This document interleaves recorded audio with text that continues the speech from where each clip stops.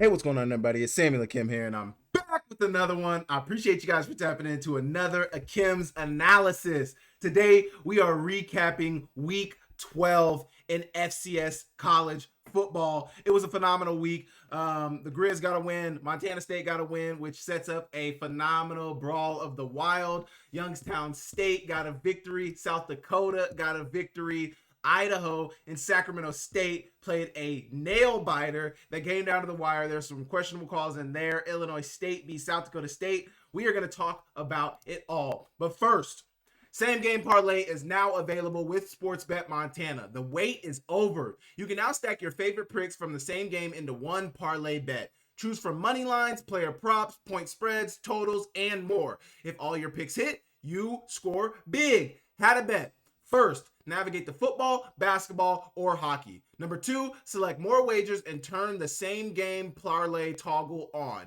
Number 3, build your same game parlay with up to 15 pregame markets. Number 4, view them in same game parlay section of your bet slip. And finally, enter your wager amount and place your bet. Same game parlay is something that the players at the players of Sportsbet Montana have been asking for a long time, and they finally given it to you. So make sure you guys go check out Sportsbet Montana, the official sports betting partner of Akem's analysis and the Samuel Akem YouTube channel. They will take care of all your sports betting needs. Your game, your bets, your state. Powered by the Montana Lottery. We are going to recap all of the biggest and baddest games from FCS football this week. Montana State, UC Davis, the first one we'll talk about. Then we'll get into Sacramento State versus Idaho. A questionable call late in the end of the game. Cannot have it. Devastating loss for Idaho. Obviously, they're 4-6. They moved to 4-7 after that loss. And they're just hoping to get a big win late in the season, and they couldn't do it. South Dakota State versus Illinois State. Nasty loss for South Dakota State. We will talk about that one and where South Dakota State stands. South Dakota versus Southern Illinois, a 5-overtime thriller game. That was phenomenal to watch. If you didn't watch it, you missed out. And then finally, we'll talk about Lamar versus Stephen F. Austin before we get into some no-huddle notes. A lot to talk about in the no-huddle notes, so we'll get to that when we get to it. But, excuse me, gosh, I always get the hiccups out of nowhere.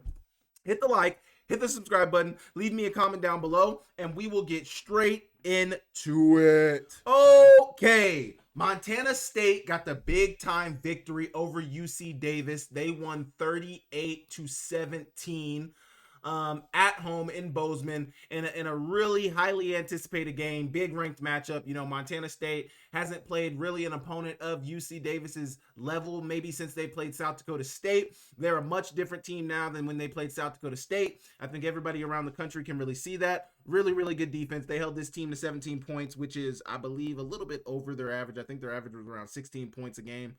They allowed 17, so they're probably going to keep their average around the same number. But, you know, Caden Pinnock, 2 interceptions in this game, 2 devastating interceptions in this game. One that went for a pick 6. One at the point in the game, they were 17-7. Caden Pinnock is driving the UC Davis offense down the field, and he throws a pick to Caden Dowler, who I believe locked up the Defensive Player of the Year award last night. But just a devastating interception that you really can't have in that moment in the game. If he doesn't throw an interception, at worst, I think the game is at 17-10 after that drive. At best, the game is at 17-14 with Montana State maintaining a 3-point lead. Then you kick the ball back to them. They drive the length of the field. You see what happens. I don't know. But, you know, when you start to turn over the ball against really good competition, you're not going to be able to win football games. It's just not going to happen. And it sucks to watch it last night because, you know, Caden Pinnock, a lot of people are very high on Caden Pinnock. I'm somebody who's very, very high on Caden Pinnock, but he needs to value the football more. And I said this in my preview, which is why you guys should all watch my preview videos, because I talk about what is going to lead to wins or losses. And I said Caden Pinnock not valuing the football is going to lead to this team losing. If he doesn't value the football, this team is not going to win the game. Caden Pinnock is phenomenal. He throws the ball all over the yard. He's pretty accurate. I mean, he can run the ball. I mean, he does a lot of good things. He's a very, very good player. But he needs to value the football. He needs to protect the football more. I mean, I don't have Caden Pinnock's numbers pulled up right in front of me. But I mean, his interceptions are what's hurt this team so much. I think he had 3 interceptions in their loss to Idaho State. He had 2 interceptions in this loss to Montana State. I mean, it's just a losing formula, especially for a team that's already severely hurt, a team that doesn't have the strongest defensive unit. I mean, you don't need to have that defense on the field any longer than they need to be on the field. Don't give Montana State any short fields. Don't give them any free rides. And they did that. He did that yesterday. So I think from that standpoint, he made it very, very hard for his team to come out with a victory when he gifted them some free drives with his turnovers. I mean, you just can't have it. It's just a losing formula. When you really look at the offensive numbers for Montana State, they didn't throw the ball super effectively. I mean, Justin Lamson was 10 for 18, 144 yards, a touchdown. I think it was probably one of his more struggling passing games that I've seen in recent weeks. I mean, he only completed 55% of his passes. In the first drive or two, he really was inaccurate. He looked like he was rattled. The moment seemed like it was a little big. Obviously, they played South Dakota State. I think that game was on ESPN2 earlier in the season. But, they played some big games this season, so I'm not going to say, like, Justin Lamson wasn't necessarily ready for the moment. But they lost that game, So I think we have kind of seen Justin Lamson just a little bit be a little nervy in these early big time games. Obviously in South Dakota State, that situation, their offense was not the same. I mean, they new offensive line, not necessarily new offensive line, but they had shuffled a lot of pieces around. I don't think you can expect that offense to come out firing on all cylinders in a game of that magnitude so early on in the season. But they have really shored things up, and they looked really, really good. Yesterday, the running game is something that they were really able to lean on. Justin Lamson had 11 carries and 97 yards, 2 rushing touchdowns. Julius Davis had 11 carries, 70 yards, and a touchdown. Adam Jones had 9 carries, 54 yards, no touchdowns. But the run game was consistent. The run game did what it needed to do. And, I mean, if you want to even have a shot at beating this Montana State team, it must start with the run game. You got to be good on first down. And, honestly, defensively, I think the UC Davis defense did enough to give their team an opportunity to win this game. Like, I think they were playing well enough. Obviously, Montana State was still able to move the ball. From UC Davis's standpoint, if they were going to win this game, I don't think they were going to be able to necessarily stop Montana State's offense consistently, which is what we saw. They weren't able to stop Montana State's offense consistently, but your offense has to be better. Your offense has to be able to put up points. Your offense has to be able to match the output of the Montana State offense. UC Davis wasn't able to do that in large part because of those interceptions. Caden Dowler. We got to talk about Caden Dowler. I started the conversation last week about Caden Dowler potentially being the defensive player of the year in the Big Sky Conference. I mentioned how I thought potentially that I thought the player had to come from that Montana State unit. Like, I thought the player was going to be somewhere on that Montana State unit. I just didn't know who. Is it Paul Brott? Is it Hunter Parsons? Is it Cole Taylor? Is it Caden Dowler? Like, it's somewhere. They're somewhere in that unit. And I talked with Brock Galvin on Thursday last week. We dropped the video on Friday, but I talked to him on Thursday, and he had mentioned that Jacob Syke was one of the leading. He leads the conference in sacks. He leads the conference in tackles for loss prior to week 12. We'll see where he's at after week 12. But he led, or prior to week 11, leading into week 12, he was leading the conference in sacks and tackles for loss. Forced fumbles. He was tied for the lead in forced fumbles, or second in the conference in forced fumbles, or something like that. But I mean, statistically, he's playing really well in a defense that isn't very good.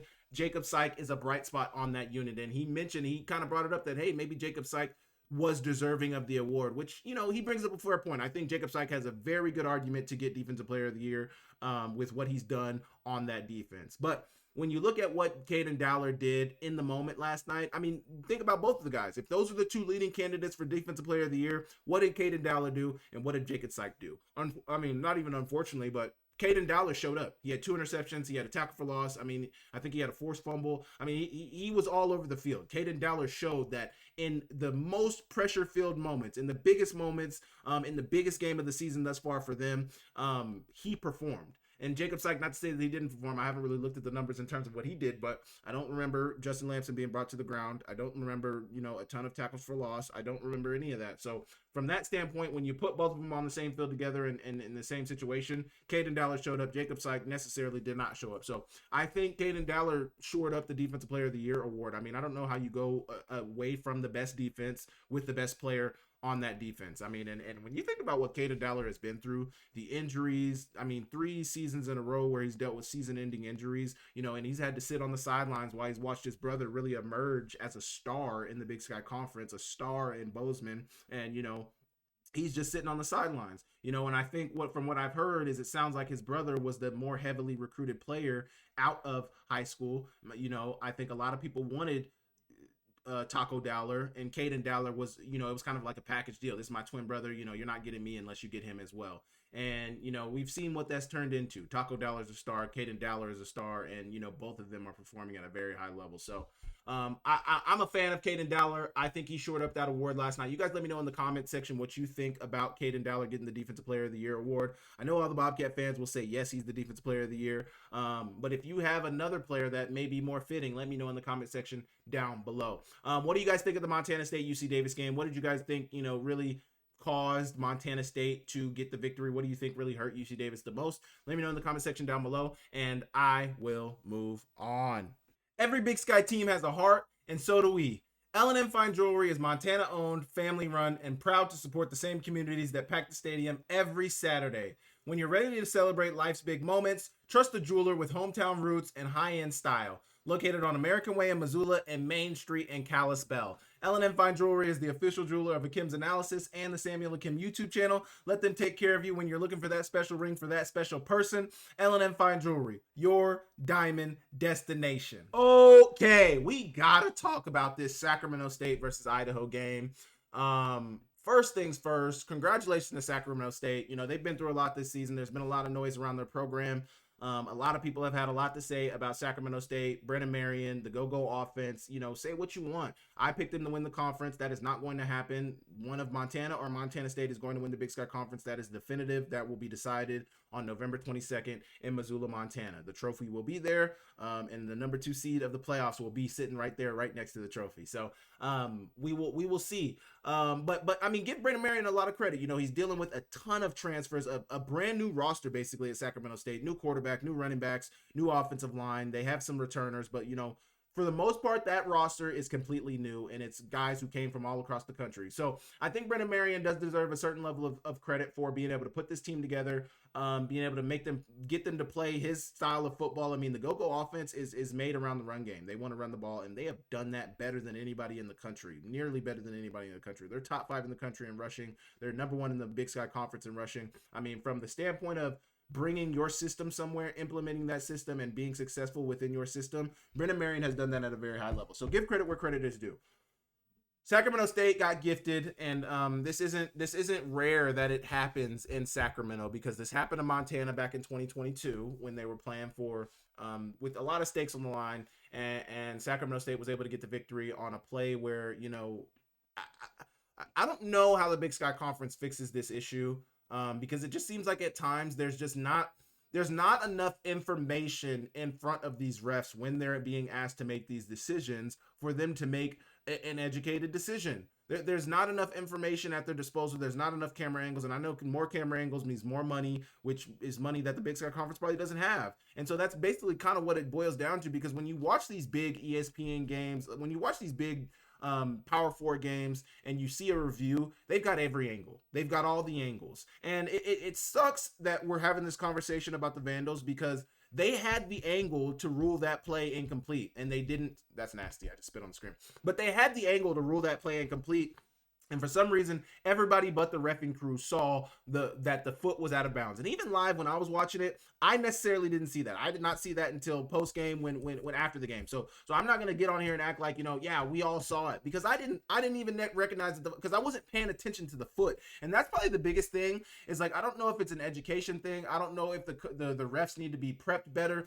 but like, I wasn't even looking at the foot. I was looking at to make sure that the guy had made the catch and that, part of his shoulder had come down in bounds, but what you should have been looking at is all of his body parts. And that's, and like, it doesn't matter that what I saw, because I'm not the ref. I'm not the one being paid to make the right decision. The refs, on the other hand, are being paid to make the right decision, and unfortunately in this situation they made the complete wrong call. Now, a lot of people on the Sacramento State side of things are going to say, hey, you had a 4th and 14 opportunity to get off the field, you had a 4th and 4 opportunity to get off the field, you had so many other opportunities outside of this. 100%, but we cannot sit here and act like them missing that call didn't. I mean, that got Sacramento State inside the 5, and the next play after that, Sacramento State scored the ball. So, I mean, yes, I hear all the Sacramento apologists saying like, yeah, well, you should have got to stop here. You should have got to stop here. But yeah, let's stop it. Let's stop it. Because if the shoe was on the other foot, you guys would not be happy about that. The shoe was on the other foot against Montana when you guys had multiple calls called back.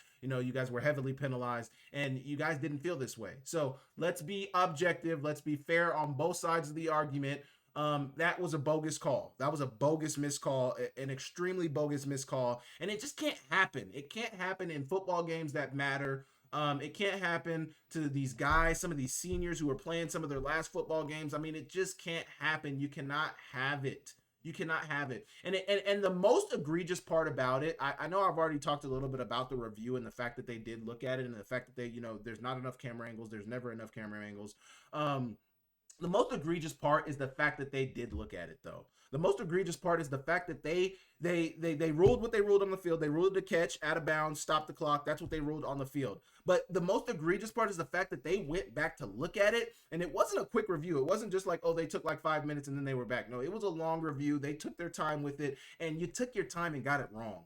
Unbelievably wrong. That's just crazy. I don't want to harp on the penalty because, Sacramento State did get the victory. They did keep their playoff hopes alive with a win against UC Davis. I think they will comfortably be in the playoffs, which I think they should be. But it just sucks for Idaho. It sucks for Coach Ford, who's had a long season. They're 4-7. They've lost some close ones. Idaho has lost some close ones. They lost a close one to San Jose State earlier in the season. They lost a close one to Washington State earlier in the season.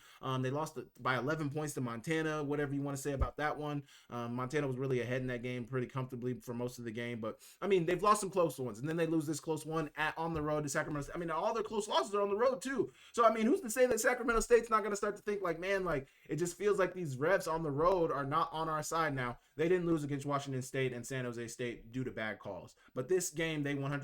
I mean, and I don't really want to say they lost because of a bad call, but a large part of the reason why they lost this game and why they lost this game, but because remember, Sacramento State needed a touchdown. They didn't need 3. They were down by 4. It was 20-16. So Sacramento State could not kick a field goal to win this game or to tie this game to take it to overtime. This game was either going to be won or lost on that last drive by Sacramento State. And large part because of that penalty call that they had, it was won by Sacramento State. So, I mean, it just sucks, man. It just sucks. I do want to give credit to Jordan Williams. He made a big, after making a drop, he had a drop on 3rd down, which put them in that 4th and 14 situation. And then he went and made a big play. And then he ended up being the guy to catch that play that was out of bounds, but was ruled inbounds. But Jordan Williams, 2 big receptions. Whether you say he was inbounds or out of bounds, the catch was phenomenal. He made some really, really big catches late in this game. So credit to him. I do want to say the Big Sky refs have been struggling a little bit because it wasn't just the Sacramento-Idaho game where the refs, made some questionable calls. They were a little bit off in the Montana State versus UC Davis game as well. And this is something that is not new to the Big Sky Conference. The Big Sky refs are not perfect. And Sam Herder said a perfect quote from Colter Nuanez. He said, the refs aren't biased. They're just bad. And I 100% agree with that. The Big Sky refs aren't biased. Like, they're not biased towards Montana. They're not biased towards Montana State. They're not biased towards Sacramento State. They're not biased to anybody. Unfortunately, the Big Sky refs are just not good officials. They just don't officiate the games well. And unfortunately, we have situations like this too often where teams are on the wrong side of a loss because of a call made by the ref. It just needs to be better. It needs to be better. And I don't know what kind of, what you can do for a conference in terms of making things better, but it's got to be better. But give credit to Sacramento State. Carter Williams, 14 for 18, 176 yards, 1 touchdown. He had 8 carries, 10 yards, and a game-winning rushing touchdown. Jaquale Smith, 14 carries, 122 rushing yards. Rodney Hammond Jr., 26 carries, 120 rushing yards. Joshua Wood, boy, if you get better and more accurate at your downfield passing game, you are going to be a problem. I need you to clean it up, brother. I need you to clean it up, brother. You are going to be great. You are going to be freaking great. Joshua Wood, 15 for 26, 58% completion percentage, 162 yards, 1 interception, 14 carries, 117 yards, and a touchdown. And the drive that put Idaho up 20-16, Joshua Wood did everything. He put the team on his back. I mean, just get Joshua Wood, 1-star receiver. He needs a Jordan Dwyer. He needs a Mark Hamper. He needs one of those guys back. He needs a Hayden Hatton. He needs somebody at the receiver position. He needs Elisha Cummings is good. He's got a good running back. And he needs an offensive line. I don't even know if I would say an offensive line. I think their offensive line is good enough. And more than anything, he just needs time with his receivers. They need time on task. But if Joshua Wood is able to figure out his downfield passing game, he's going to be a big problem for a lot of people in this conference. So Sacramento State gets the victory. They move to 7-4. They play one final game in the Causeway Classic, their final Causeway Classic for the foreseeable future. We will see what they are able to do. You guys let me know what you thought about this Sacramento State versus Idaho game in the comment section down below, and I will move on. Okay. Illinois State played against South Dakota State, and it was a phenomenal game. It was really a tale of two halves. Illinois State jumped out to a really big 35. I think it was 35-0. They might have been 35-7 at half, but I think it was 35-7 at half. But at one point, it was 35-0 in this game. And South Dakota State just turned over the ball too much. Too much. Too much. I mean, too many mistakes in the first half, too many mistakes in the first quarter. There was fans at the game in Brookings talking about, man, this is bad. Fans are leaving after the first half. I mean, it was nasty, man. And Jack Henry did not play a terrible game, but Jack Henry throwing the ball 51 times is not a winning strategy for South Dakota State. I can't remember when it was ever a winning strategy for any football team at any real contending football team. But, asking your quarterback to throw the ball 51 times, especially when you're a running team. Now, they were down 35 points. They were down much of the game. They were down, so that's why they were throwing the ball so much. But throwing the ball 51 times is not a winning strategy. Jack Henry was 32 of 51, 63% completion percentage, 254 yards through the air, 1 touchdown, 2 interceptions. He also had 18 carries, 41 yards on the ground, and 1 touchdown. On the other side of things, I mean, Illinois State, you look at their stats, they're not crazy. And the reason they're not crazy is because they were dealt with a bunch of short fields. Their offense didn't have to do a ton in the first half at all. Tommy Rittenhouse was 17 for 32, 53% completion percentage, which is not great. 141 yards through the air, 3 touchdowns. Victor Dawson, their running back, had 20 carries, 98 yards, 4.9 yards a carry. And then Daniel Sobkowitz had 5 receptions, 55 yards, 3 touchdowns. So, statistically, nobody really blew South Dakota State out the water. It's just that South Dakota State beat themselves. They beat themselves. And I think now we're in a situation where if South Dakota State doesn't figure things out before next week, they are not going to be a playoff team. A 7-5 South Dakota State in 2025 does not get into the FCS playoffs. I know what they have been in their recent history. They've been a national championship team. They've been a semifinal team. They've done it all. But a 7-5 South Dakota State Jackrabbits team in 2025 does not get in the playoffs, and they don't deserve to get in the playoffs. Let's be real. This team is not playing good enough football to win in the playoffs right now. Their defense has fallen off. Their offense has completely fallen off a cliff. They just don't have it right now. They don't have it right now, and it sucks that due to the loss of Chase Mason, this is the situation they're faced with. But this is where we're at. The MVFC has beat up on each other this season, and it has been a slaughterhouse throughout the second half of the season. Youngstown State has come on strong. Southern Illinois has fallen off. Illinois State's kind of a middle-of-the-pack team. South Dakota has won 3 straight ranked wins against Southern Illinois, South Dakota State, and North Dakota. Some teams have fallen off. Some teams, South Dakota and Youngstown State have really risen. Southern Illinois, South Dakota State, and North Dakota have kind of fallen a little bit. So now I don't know. We're just looking at the MVFC where it's like, man, like, this is crazy. I don't even know what to think about. I don't even know what to think about this team right now. I don't even know what to think about this conference right now. This game was so bad for SDSU in the first half statistically. None of the ISU players really stand out. They were given so many short fields and didn't have to drive the full length of the field. This SDSU offense is not built to have a QB throw the ball 50-plus times in a game. This offense is built on the back of the run game, and that was my whole point with the 50-plus times passing for Jack Henry. Maybe he can do it. He did it. He completed 60% of his passes, throwing it 51 times, and they put up points in the second half. But this South Dakota State team is built behind their offensive line. They're built behind their defensive line. They're built behind their defense, and they're built behind the run game.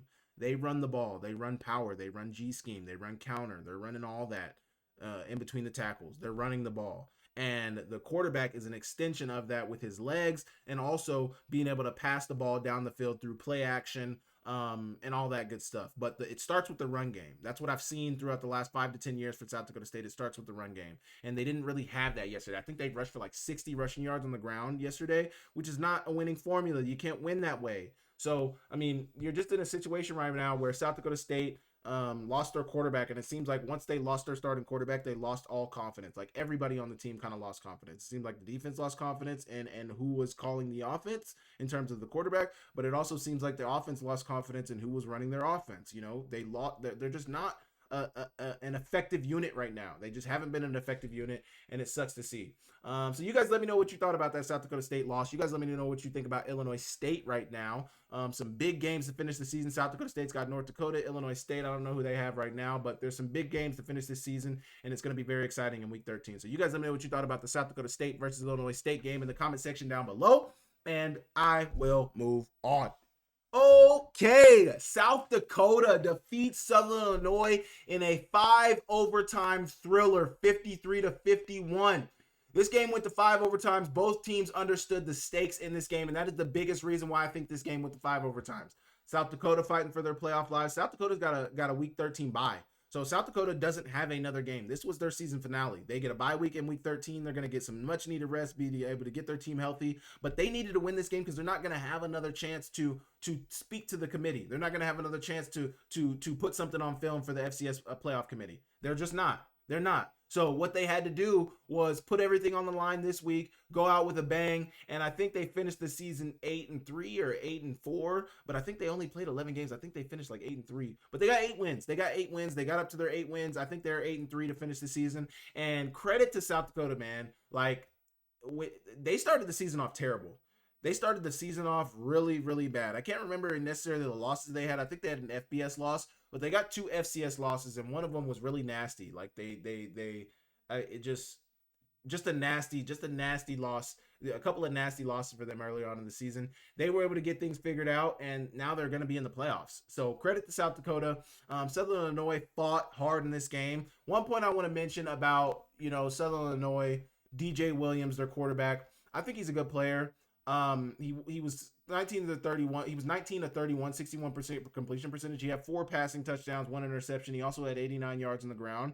But there were some plays late in that game, some plays, particularly in overtime. And there was one that I can think of. It was a corner route to the right side of the formation. Man, you got to be on in a game like this where you're fighting for your playoff life, where every little play matters. You can't miss wide open receivers. He was scrambling to his right. The receiver's wide open in the right back end of the end zone, and DJ Williams just misses him, inexplicably misses him. You cannot miss easy passes in a do or die game where you're fighting for your playoff life. At this point, Southern Illinois is probably not going to be a playoff team. I think that gave them their 5th loss. I think they're 6-5 right now. If they finish the season 7-5, I don't think that's good enough to get in the playoffs in 2025. You got too many good teams, too many 8-9 win teams that are going to be sitting around in the FCS this year. That it's just not enough for Southern Illinois to get in the playoffs. So that's where they're at. USD clinched their 3rd ranked victory and punched their ticket to the postseason after a super rocky start to the season. I talked about this in the previous segment, talking about Illinois State and South Dakota State, but credit to South Dakota. They beat North Dakota. They beat South Dakota State. They beat Southern Illinois. That was exactly what they needed to do to get in the playoffs, and they did just that. I mean, you got to give credit where credit is due. This South Dakota team has fought and fought. They've dealt with big-time transfers. I mean, they lost Karan Adams. They lost 3 starting offensive linemen in the spring transfer portal window. I mean, they just losses everywhere on this team that you look. They lost their 2 starting running backs. They lost Charles Pierre to injury this year, and then they lost Travis Tice last year to graduation. He's now a most outstanding rookie in the CFL. So if that doesn't tell you how good some of those players were, I mean, they lost a lot, and I don't even know in terms of their defense. They lost Marquise Grace on the defensive side of things. He was an all-conference player as well. So I mean, they lost a ton on this South Dakota team. Give credit to Coach Joe Hansen. Give credit to all the players. Aiden Bauman sticking through it. Give credit to LJ Phillips sticking through it. I mean, all of those vets on that South Dakota Coyotes team. Give credit to them because they fought, and then they finished the season with 3 ranked victories in a row against really, really formidable competition, and they get the job done. So I have nothing but respect against this South Dakota football team. Southern Illinois, once again, is average at best within the MVFC. That's a tough conference to be good in, and really it's been the Dakotas who've been the class of the MVFC. It's been North Dakota State, obviously, who's been the class, and South Dakota State, but North Dakota and South Dakota have been up there. They've been playoff teams as well, and Southern Illinois, Youngstown States, the Illinois States, they've made the playoffs at times, but they just haven't necessarily measured up to some of the top teams in that conference. DJ Williams missed some crucial throws in OT that would have potentially put his team in the victory column for this game. This is a super fun game to watch with a lot of big plays made. USD needed a playmaker on the outside to emerge, and this is one of my biggest points about this USD emergence late in this season as well. USD needed a playmaker on the outside to emerge throughout the beginning of the season, and Lorenzo Fenner has become the go-to guy for them on the outside. Lorenzo Fenner caught a touchdown last week that put them ahead. Lorenzo Fenner caught a touchdown in the North Dakota game that was really, really big in that first half, maybe the third quarter. And Lorenzo Fenner caught the game-winning touchdown on Saturday against Southern Illinois. Lorenzo Fenner has come on, and he has been a dog. Now, I don't know if necessarily he was there in the early part of the season or if he was hurt in the early part of the season. I wasn't paying that close attention to South Dakota in their roster, but I know they had a returning, they have Jacob Martins, one of the returning receivers from last year. He's just not Lorenzo Fenner. Lorenzo Fenner is an ex-receiver that can win in one-on-one coverage, that can beat press man, and he's a guy that me versus you, we're throwing the ball this play, it's going to this guy, and we're still going to go to this guy. Lorenzo Fenner is that guy. That's what I've seen. And it's been a really big help for Aiden Bauman, who lost some of his top receivers from the previous season. Carter Bell, Karan Adams are the two guys I think of, two big playmakers that they lost for the South Dakota Yotes last year, and Lorenzo Fenner has stepped up. USD may have been able to play themselves into a top 16 seed. They have finished the season red hot and now get a bye week to get healthy and wait to see who they play in the first round. This may have been the best game. This may have been the game of the year in FCS football. They've run some really good games this year. Montana, North Dakota was a really good game. What was the game last week? West Carolina versus Mercer was a really good game, but this game against Southern Illinois was really, really good too. So there's some crazy candidates. Statistically, Aiden Bauman was 21 of 30, 300 passing yards, 5 touchdowns, 1 interception. Carson Fletcher had 19 carries, 104 yards, 5.5 yards a carry. LJ Phillips had 17 carries, 92 yards, 1 touchdown, 5.4 yards a carry. I mentioned DJ Williams. Jay Jones, their leading receiver, had 3 receptions, 108 yards, and 2 touchdowns. So some really big stat lines in this game. But obviously this game was won in overtime in the margins, in the small things. You got to do the small things right, and South Dakota did that. So what do you guys think about South Dakota's win against Southern Illinois? How do you guys think South Dakota will fare in the playoffs? I think they get to the second round, maybe the quarterfinals at best, but I think they're a second round playoff team. You guys let me know in the comment section what you think about that, and I will move on.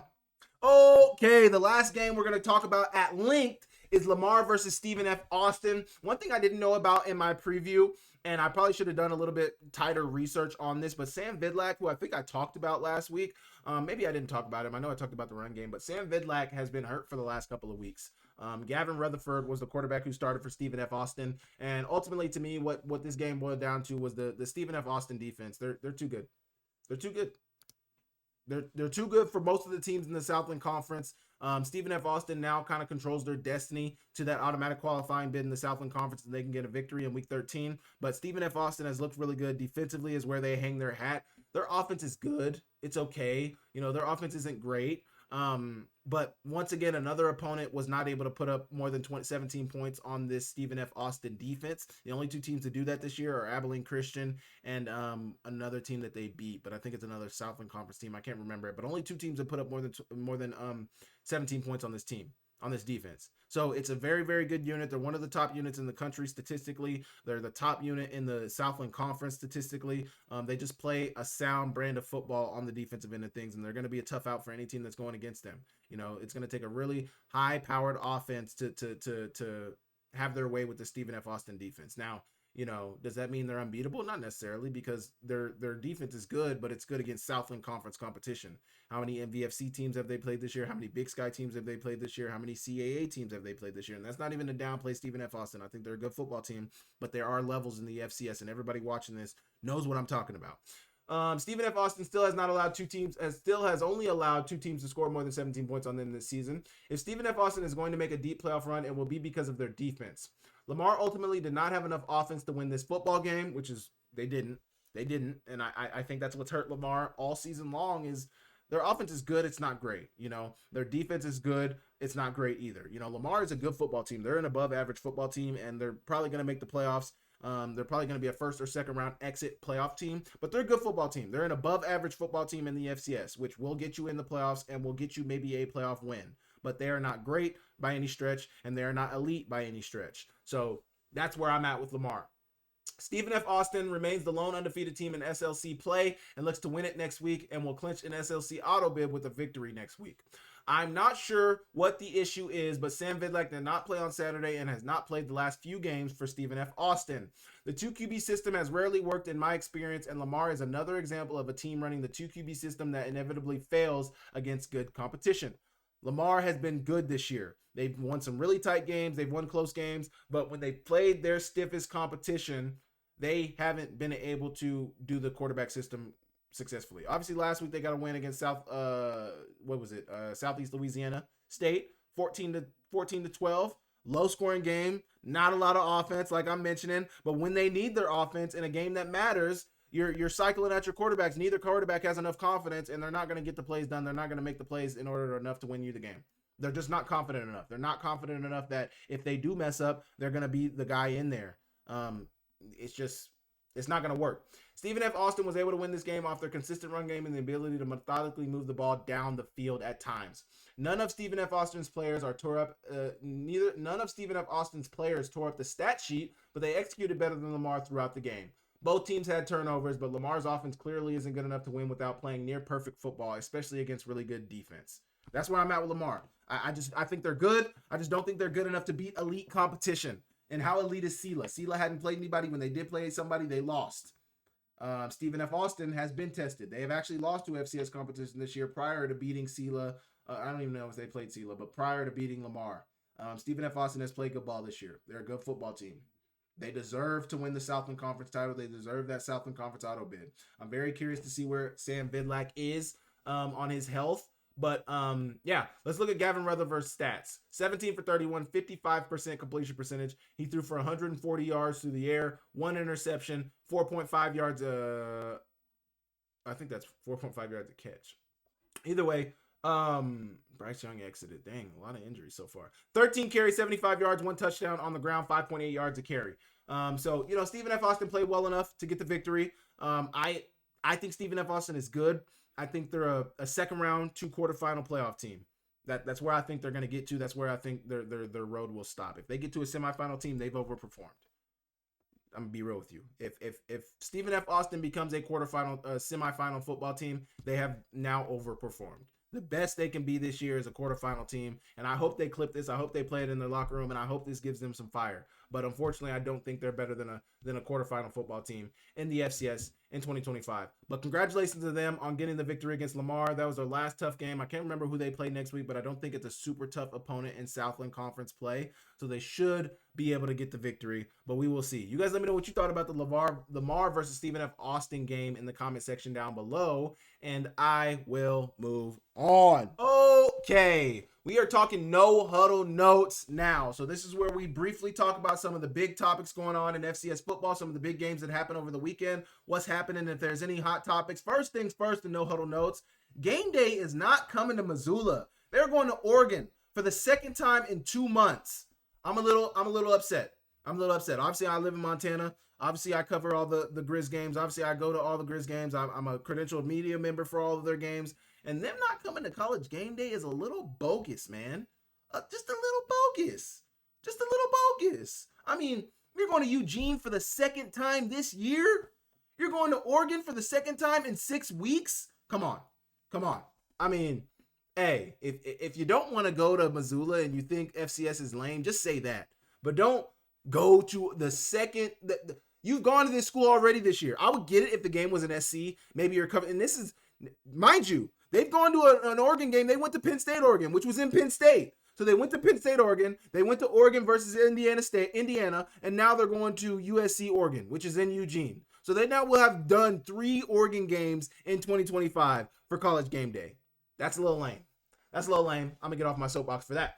Rhode Island passes test against Maine to remain the CAA favorite for the automatic qualifying bid. Rhode Island showed that although Maine is a good football team, there are levels within the CAA. And Rhode Island is a good football team. Their one loss in FCS play is to Brown. They get the big victory against Maine, who just got a big victory against Monmouth last week. So the CAA is beating up on each other a little bit. But Rhode Island still needs to win the final game of their season to win the outright title for the CAA title. Rhode Island must win next week against Hampton to win the CAA AQ auto bid.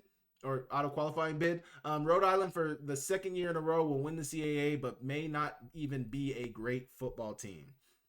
I truly mean that. Rhode Island may win the CAA. They may be the number 1 team out of the CAA. They're probably going to be the conference champion, and they may not be that good of a football team. I love Marquise Buchanan. They got good offense, but when it comes down to the full makeup of their team, they haven't been the strongest team in the last few years, and that loss to Brown doesn't look very good.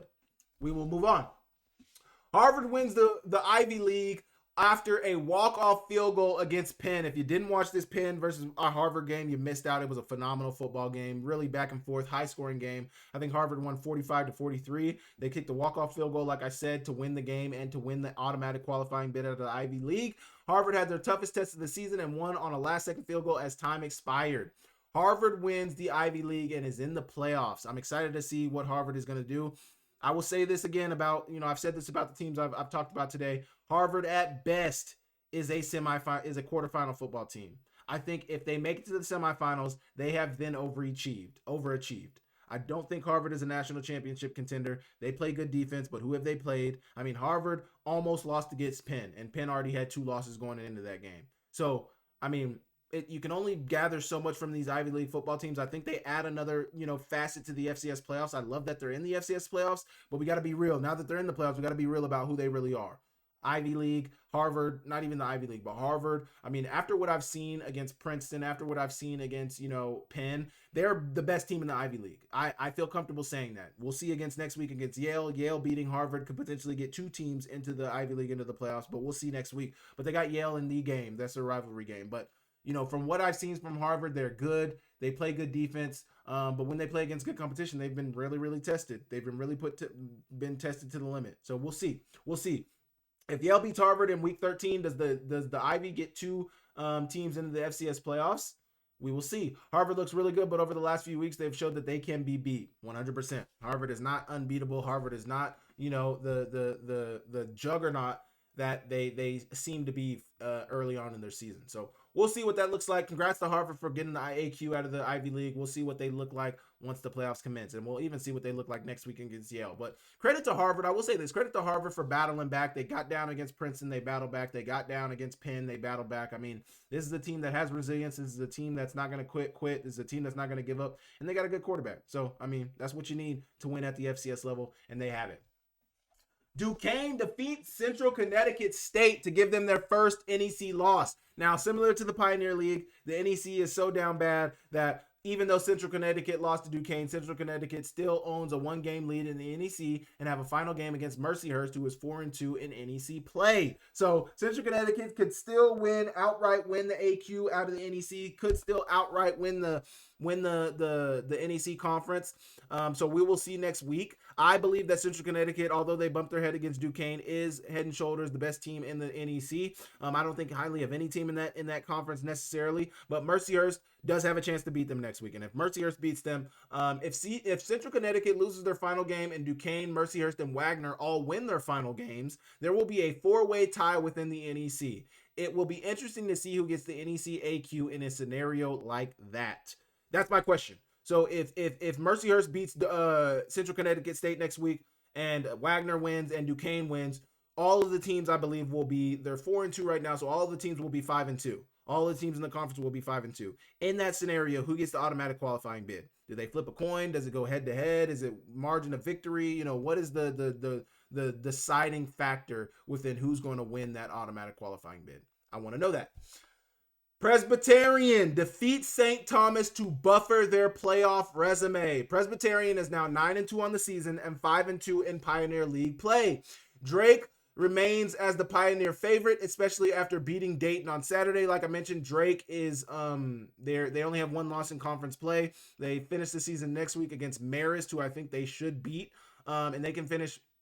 No. Presbyterian finishes the season against Marist next week. I can't remember who Drake plays next week, but I think Drake has a pretty easy game on Saturday. They'll get the automatic qualifying bid out of the Pioneer if they win next week, because they'll win the conference. But Presbyterian, I think, has a very enticing playoff resume. They're 9-2 right now.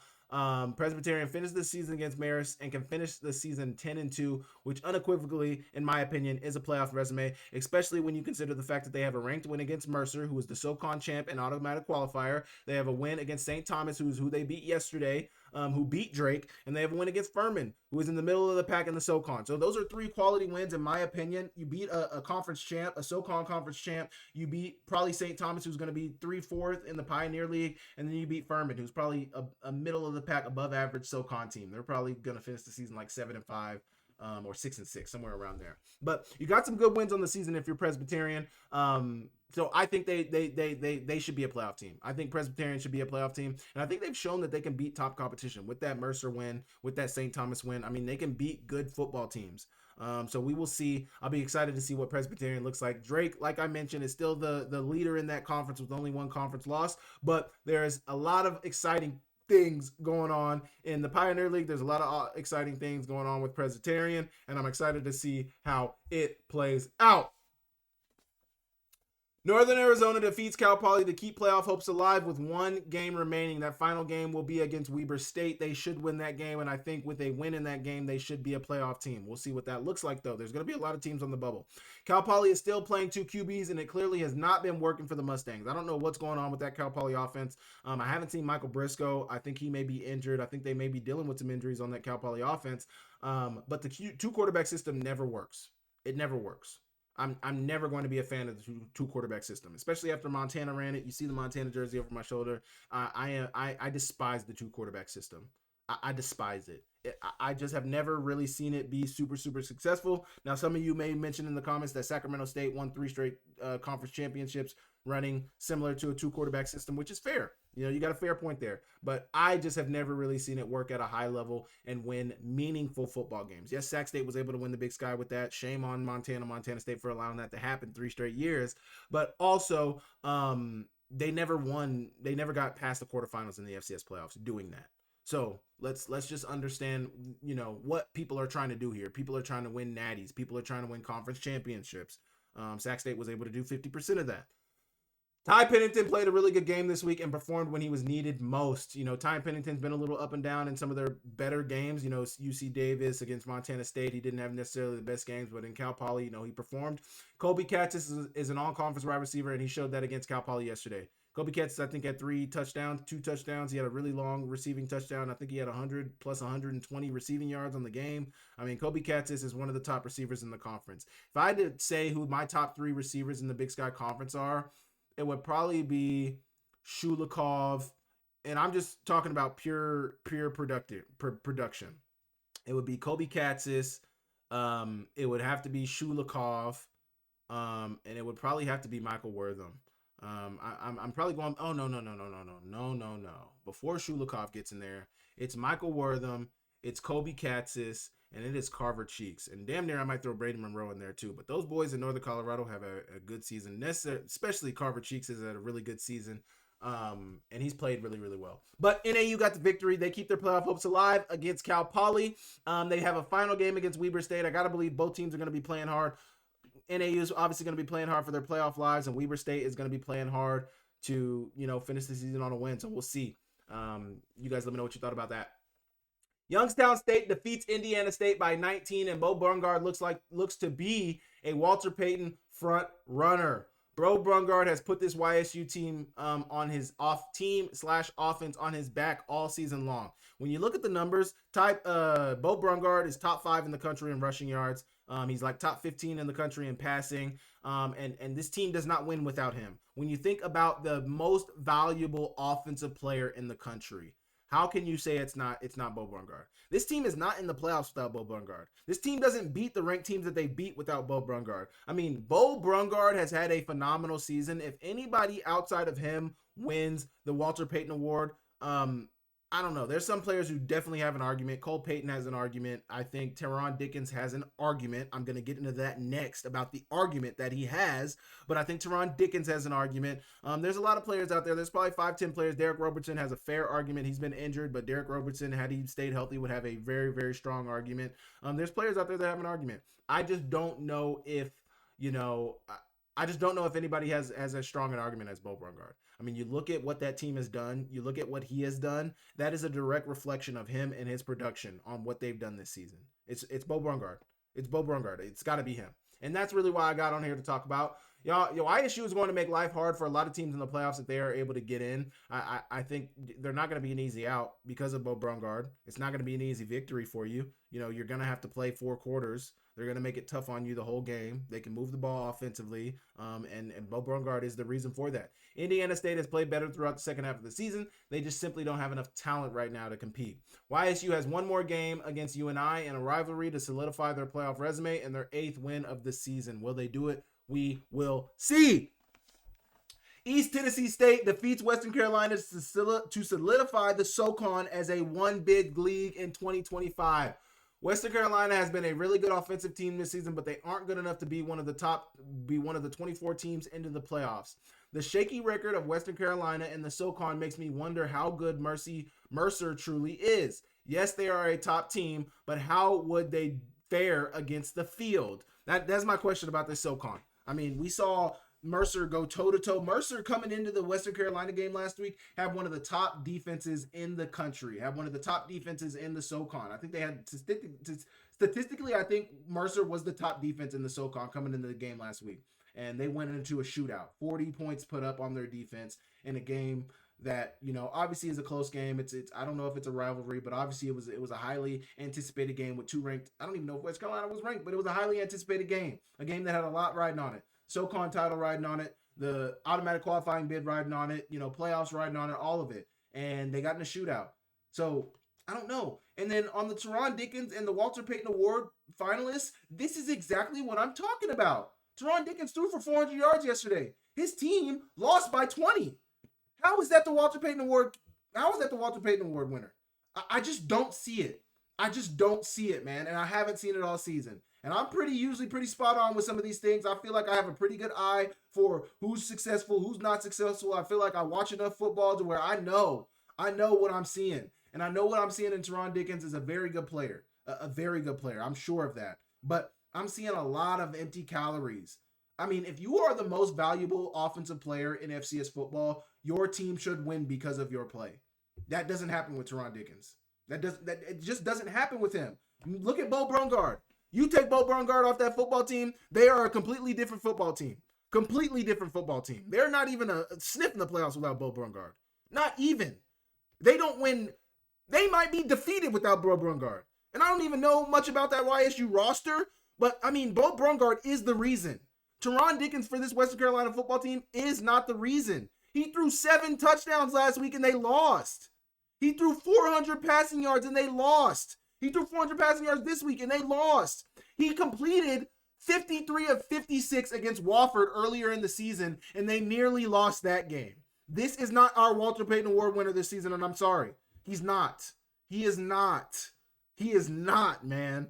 He is not. And I don't want to be hard on Teron Dickens. It's not about Teron. I mean, it's about Teron Dickens. Who else are we talking about? It's about Teron Dickens. But it's about the fact that despite Teron Dickens being so good, his team still can't win on the back of his phenomenal performances. That is not an MVP in my opinion. That is not the most valuable offensive player in my opinion.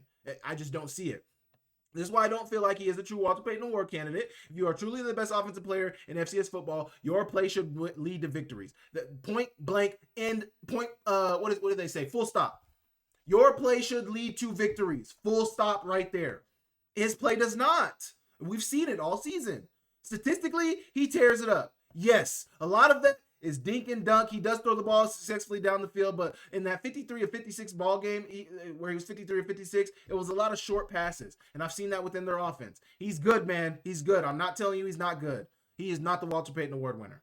Bo Brungard has been able to play at a really high level, and it has led to some really big wins for Youngstown State. That is the true sign of a Walter Payton Award winner. I'm ending it right there. I love Teron Dickens. I think he's a good player. I think he's had a good year, but he is not your 2025 Walter Payton Award winner. Argue me in the comments. I'll argue back. Let me know what you think about that, and I will move on. Okay, I want to thank you guys so much for tuning in to another Akem's Analysis. I want to thank you guys for tuning in to another recap. We recapped week 12. We have one more week in the regular season, and then the field will get smaller and smaller and smaller and smaller. This final week 13 is a phenomenal big time week for a lot of football teams. It's big in the Big Sky. It's big in the UAC. It's big in the Southland Conference. I mean, maybe not necessarily some of those conferences. It's big in the CAA. There's big time football being played, so it matters. And I cannot wait to see what happens. Cat Grizz, baby. I mean, you know, you see the jersey on my shoulder. I am an objective analyst of the Big Sky Conference, so I got to analyze everybody. But I am an alum. I am an alum. So we will see what happens this week in Cat Grizz. It's going to be exciting. I cannot wait. I'm super excited. I'm super excited. I just cannot wait. I just want to see good football. I just want to see good football on both sides of the ball from both football teams, and I want to see a good game. It's been so boring the last few years in Cat Grizz. Can we get a good game? Can I get a good game, man? Please. But this video and this Akem's analysis has been brought to you by Sportsbet Montana, the official sports betting partner of Akem's analysis and the Samuel Akem YouTube channel. They're also the exclusive sports book for the state of Montana. So for all your sports betting needs, please go check out Sportsbet Montana. Your game, your bets, your state. Powered by the Montana Lottery. Thank you guys so much for tapping into Akem's analysis. I will catch you guys on Thursday when we preview week 13, our final week regular season preview of the season, and then we'll get into the playoffs. We'll get into reacting to the playoff bracket and all that stuff. So tune in. It's getting exciting. It's only getting more fun. I appreciate you guys for tuning into the channel. I will catch you guys next week. See you later.